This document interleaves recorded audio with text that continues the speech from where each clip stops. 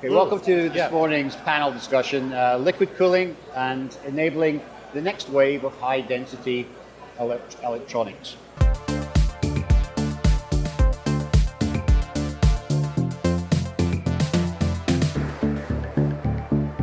I'm delighted to be joined by a very influential panel. I have Keith Bryant from Keith Bryant Consultancy at the end, Grace O'Malley from iNEMI, and of course Debbie Carboni here from KYZEN Corporation. So welcome ladies and gentlemen, and thank you for joining me today. I'm going to start with my first question. I'm going to make it an easy one. We'll do an easy one to sort of get into this. So what are the biggest barriers preventing mainstream adoption of liquid cooling, and how close are we to solving them? So let's start with you on that one. Sure. So we've been doing air-cooled, fan-cooled data centers for years. All of the reliability, testing, and infrastructure has all been based around that. As we move into liquid immersion, liquid direct-to-chip immersion, or cooling I should say, as well as two-phase, all of the infrastructure and the methodology that we use, we have to reevaluate that. Not only that, if you look at the data centers themselves, all of the ecosystem that supports that has to relook at what needs to be modified in order to adapt to the liquid cooling. There's a fair amount of direct-to-chip cooling actually happening right now. We're starting to see a lot more of single-phase immersion, and we are starting to see some data centers with the two-phase. Two-phase immersion. Yes. Right. So it's really stepping up. Have you got anything to add to that, Grace? I would just echo what Debbie had said, in that the whole infrastructure, right from design through to end of life, changes if you're considering immersion cooling.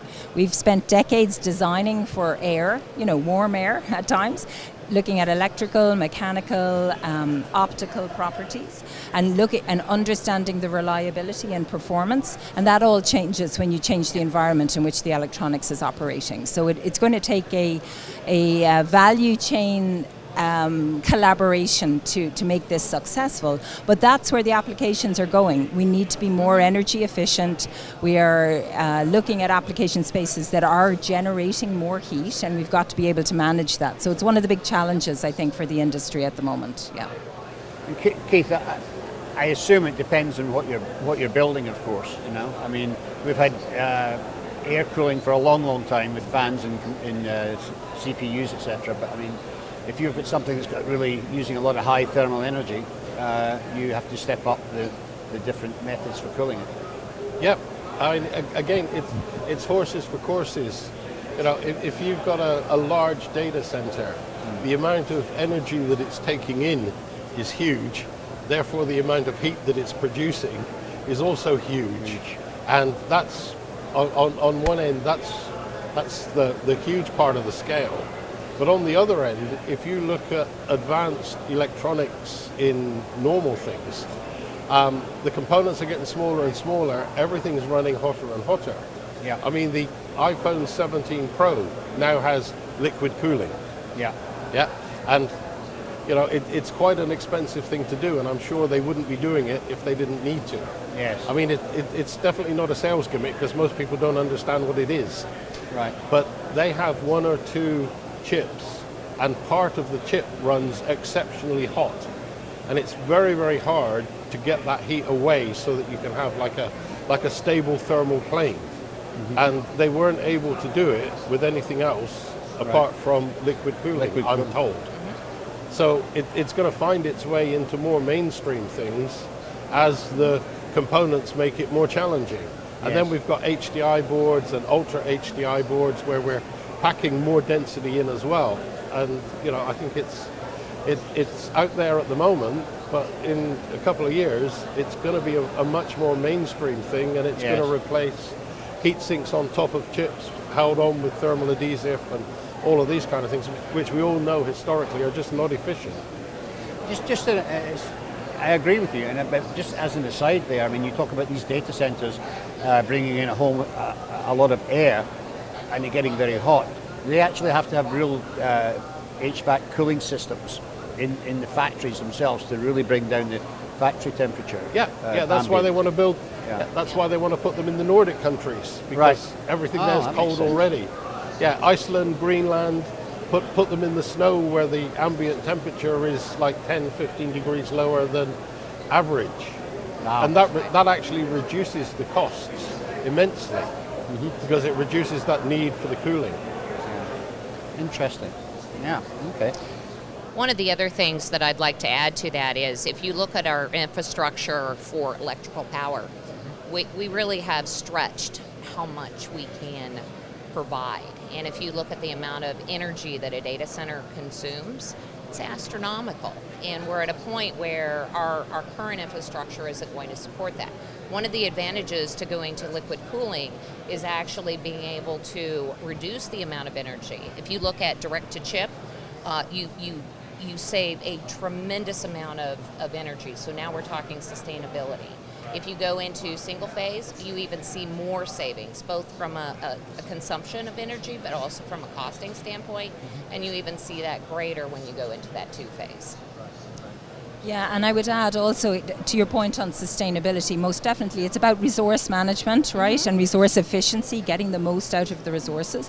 So the data centers need power, but you want to get the most performance from that. So managing the thermal load is very important. So this is, a key way of doing it. And as Debbie said, you start at the device level, the chip level, the board level, the rack level, and ultimately the system level. But then you have to consider all the components at each of these levels and how they will interact with the environment that you're now putting them in. And there's been an explosion of growth in the type of liquid coolants coming to the market and the solutions. So this is one of the challenges that we face, because it's great opportunity to do a lot of science here, because we need to start understanding all the interactions between the materials that we're using in fabricating the assemblies, and then putting them into different chemistries,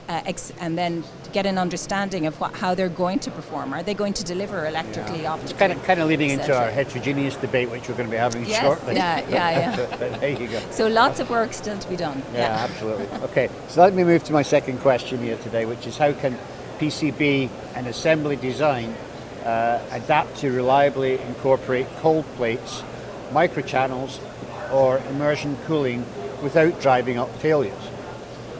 Some experts are predicting shorter life cycles for high-end chips of 3 to 5 years. So, I mean, these large servers that you're getting in the data centers, they're not cheap, they're very expensive. If you've only got a 3 to 5 year lifespan, it makes them even more expensive. So what are your thoughts on that, Debbie? So, actually, I just came off of a conference talking about this very topic, and one of the things that I found was fascinating is there are actually two schools of thought. There are schools of thought that we're going to see a decrease in reliability, and there are other schools of thought that by properly managing the thermal transfers, we are actually going to see where you get a little bit longer extended life. The good news is that a lot of the chip manufacturers are talking about this. They're working together in collaboration so that we can actually address those questions. They're looking at best test methods to really reevaluate what materials are going to function best under those conditions, and trying to understand each of those impacting factors. All right. Okay. Grace, I mean, do you think? I think we talked just before we came on the panel today that maybe it could be driving towards a little bit of photonics as well to try and reduce that. Yeah, absolutely. We're seeing amazing growth in the use of optical connectors and optical-based systems, and we're anticipating that coming now at a board level and as well, and of course at device level. So there's a very exciting amount of research and applied research moving up the TRL levels going on at the moment. But they are also trying to understand what's the environment they're now designing for, because it's changing, right? So, for example, at iNEMI, we have a project looking specifically at the kind of new testing that's going to be required for optical components in a liquid coolant environment, right? Because not only are you worried about the optical path, can those perform, but what about things that will come out of the boards and the components over time in a liquid that's warm, right? Things are going to change, the coolants themselves will change. Does that have an impact, first of all, on the efficiency of the coolants to manage the heat, but also does it impact the optical performance, right? There's no point putting in the optical components if they're not going to be able to deliver optical or electrical. So we're looking at studying cleaning's at the centre of all this, actually, because as you said, you need to do a lot of cleaning to avoid contamination. But also, even when you're going into the optical side, to get the clear optical signal, you need to have a very clean environment there as well. The environment that you are moving and how they're using the optical devices, it's really critical. And as you go into some of the dielectric fluids, you lose some efficiency. So any kind of contamination further impacts that. And so there's a lot of science going on in researching how do we maintain the cleanliness before it's even introduced into that environment, and then how do we maintain that.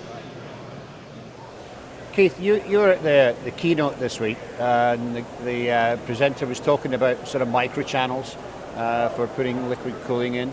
I mean, a lot of, the traditional liquid cooling we've been talking about, it sits usually on top of the electronic assemblies, but a lot of the heat is emanating from the board level. So do you think you need to approach it from both sides, really? Well, these guys are what I would call general additive manufacturers.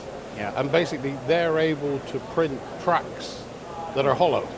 Right. And that allows you to run a coolant of some description through them to move the heat away, but also to give let's say, less of a heat path that's varied. It allows you to keep like a more stable temperature.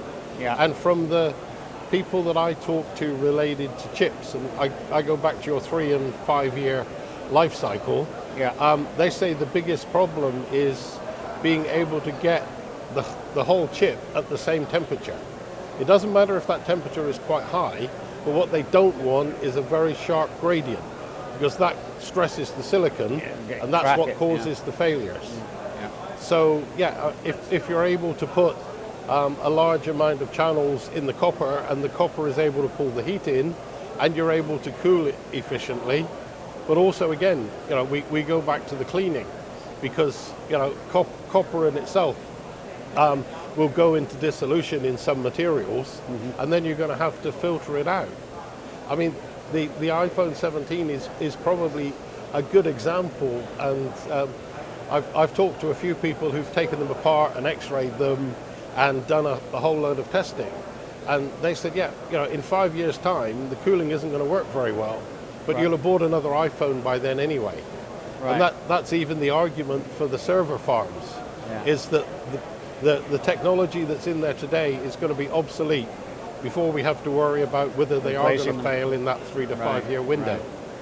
And when you look at boards at $10,000, $15,000, $20,000 a board, that's a huge reinvestment to restock the racks. And I guess these server farms, I mean, these servers are working 24/7. Yep. Yes. I mean, 365 days. Yes. In fact, they've been churning quite at a relatively short cycle, right, anyway, right, a small number of years, but just from a technology perspective to keep up with the capabilities, right? But I think as we look ahead and see the use of AI outside even of data centers. I mean, that's the big driver right now, so that's helping develop all the technologies. But obviously, if you start reading the forecasts, we're going to be implementing AI in a wide variety of devices, including the ones, as Keith mentioned, that handheld devices, right? So thermal management is going to be very important, and that's where liquid coolants will come in as well. But also that from a managing the whole life cycle of electronic products, you have to consider it as well, because when we take them out, we're developing recycling capabilities for electronics at the moment, but we haven't considered what we're going to do if they've been 3 years in a mineral oil or a vegetable oil or an Right. a fluorocarbon, right? What do we have to do to be able to extract the value from them? We've already implemented a huge value exchange in creating these electronics, and there have been developing secondary markets for used electronics, but this will have an impact on that as well if we don't all work together to address it and understand it. And there is an environmental question as well with some of these materials as well, that they're not particularly friendly, they're not allowed, or they're banned over here or in parts of Europe. And you can use them, so you have other alternatives you can use in Asia and other places. Yeah, exactly, where the regulations are different. And right now everyone is kind of trying to see what will work best, Yep. right? So, as we discussed earlier, I mean, you've hydrocarbons, fluorocarbons, esters, so a wide variety of chemistries, right? Which, of course, is the challenge, to all the electrical, mechanical, and optical engineers. Absolutely. The good news is there's a tremendous amount of research being done in a very open environment to help us address those questions. There is a huge effort to really create the sustainability portion of those materials so that we're not impacting the environment, and at the same time, for instance, with single-phase immersion, that's actually quickly becoming adopted over in Europe because the regulation is you have to report how much energy you're using. And what they have been able to do is take some of those single-phase immersion materials and take the heat that's generated from them and actually power entire factories. Yes. So, So they're looking at the secondary use of the Absolutely. of the energy. Yeah. Yes. Smart. Okay, the next question is which fluids, coatings and sealing technologies are proving most robust in long-term testing? And are twin-phase fluid solutions offering greater potential? Now, Keith, I think you volunteered to answer this one. No, I volunteered not to answer this question. There are a lot of different chemistries and a lot of different solutions out there. An honest comment would be, I think it's too early to say if anything has risen to the top, because as long as it's a liquid and it can absorb heat and it can get rid of the heat, and it's not corrosive in any way, then it's really good. But to go back to Debbie's point, it's the ability to clean all the nastiness that gets washed in out of the material and then get it back in without having to use hugely expensive chemistries or filters or something else. Right. That's really the key. And it's the people using the large quantities of liquids that are really the drivers for this, because they have commercial pressures. They have now mostly, as Grace said, the pressures are environmental. There's some materials they can't use, and there's some of the stuff that gets washed off the circuit board that once they've got it, it's really hard to know what on earth you can do with it to dispose of it. Yeah. Debbie, I mean, are you seeing, is there much data or much evidence of corrosion in these types of environments? Yes. I would say I probably get a call maybe once a week with somebody looking at ways to do recovery cleaning, is what we term it. Recovery cleaning. Recovery cleaning. Okay. So if you look at the different type of cooling processes, you have direct-to-chip, which actually the printed circuit board assemblies are actually not cleaned in that fact. So you have all kinds of different materials. They've worked great in air cooling for many years. But you have these cold plates, and you also have the tubing that is there, which over a period of time will actually erode. Well, when it starts to leak, and it leaks onto that circuitry, guess what? That is an instant path to failure.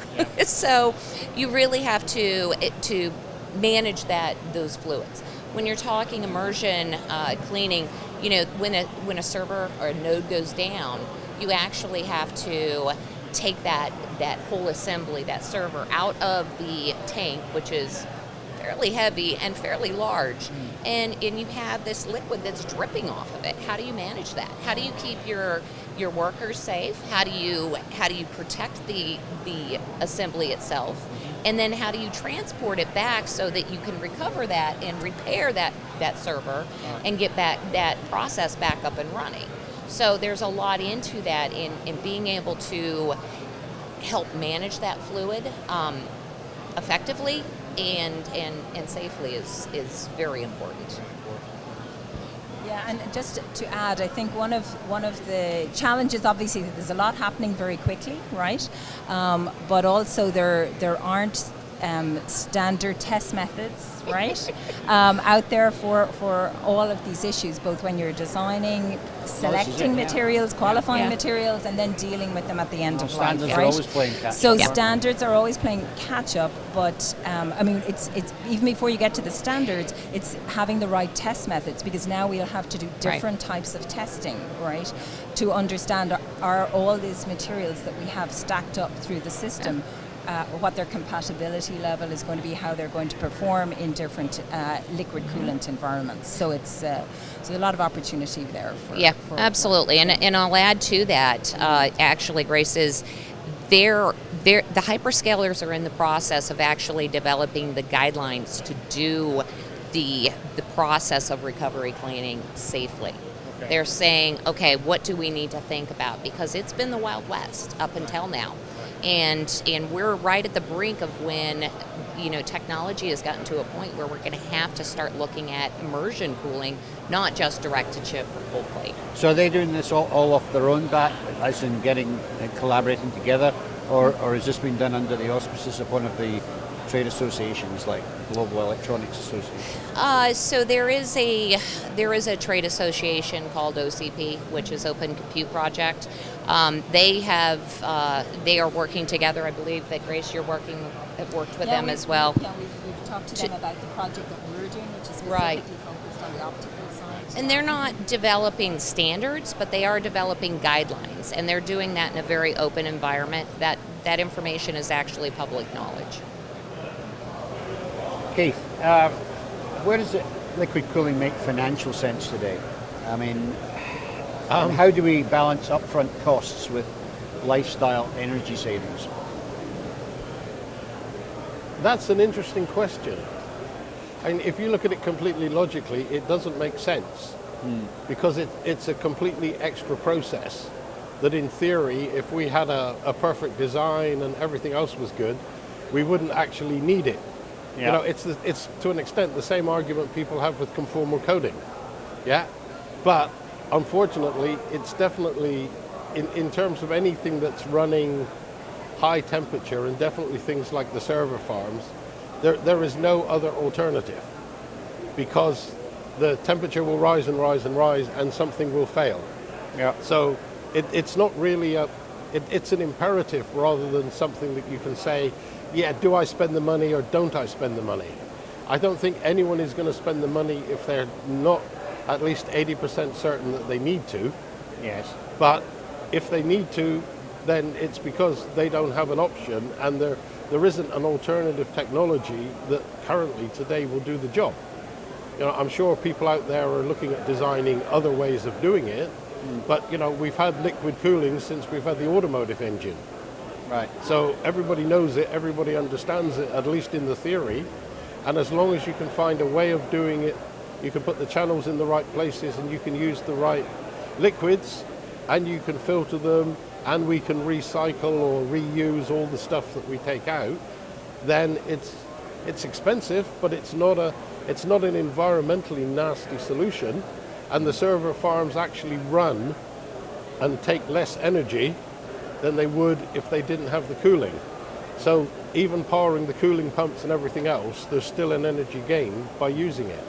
And if you brought optical into it as well, you might be able to extend the life a little bit. I don't know. Oh, for sure. You'll extend the life of the chips a lot. Yeah. Because again, as we've said a few times, it's not the temperature of the chip.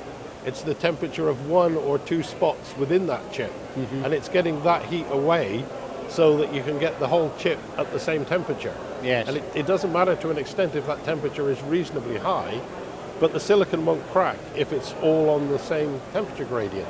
Yes, yes, absolutely. Okay, well, we're starting to run out of time, so I'm going to straight to my last question, which we've started to answer already, which is, will liquid cooling remain a niche solution for extreme applications, or is it poised to become standard in AI computing, EVs and beyond? I think we've pretty much answered it, but let's go through the Yeah, I think so, right? Yeah. It's in our future, definitely, right? Yeah. I think the data centers and the rapid growth and adoption of AI has driven it and brought it to the forefront maybe quicker than people anticipated. And you see that just, I'm sure Debbie can comment on the growth in liquid coolants coming to the market, right? Probably if we had had this panel 2 years ago or 3 years ago, maybe it was a handful. Right. Certainly no more than 2 handfuls of suppliers worldwide. Now we're probably talking in the hundreds, right? And somebody new coming on the market every time. And that shows you how rapidly things are evolving, and also how everyone isn't quite sure what works best, because in time there will be consolidation and focus on particular coolants for particular applications. But I think what we started to understand as an industry, as the understanding and I think acceptance that we're going to have to leverage liquid cooling as part of a system solution. We're going to see different applications and different coolant technologies will work better for an enclosed environment versus an open environment, say, that you might have in a data center, right? And so yes, I think there is job security in this area, job challenges over the next 6 Okay, decades. I think we've answered that for sure. So I want to thank all of my panel for taking part today. Of course, Keith Bryant from Keith Bryant Consultancy, Grace O'Malley from iNEMI, and Debbie Carboni here from KYZEN Corporation. Thank you very much for taking part, and thank you to our audience for watching. Welcome to the grand unveiling of the Void humanoid assembly line. Faster, smarter, and definitely not terrifying. These robots replace outdated human operators. Who needs job security when you can have precision soldering at 5,000 joints per second? Let's watch as Voidy assembles a state-of-the-art PCB. Step 1, pick and place. Just a little learning curve. I guess he needs to read global SMT and packaging.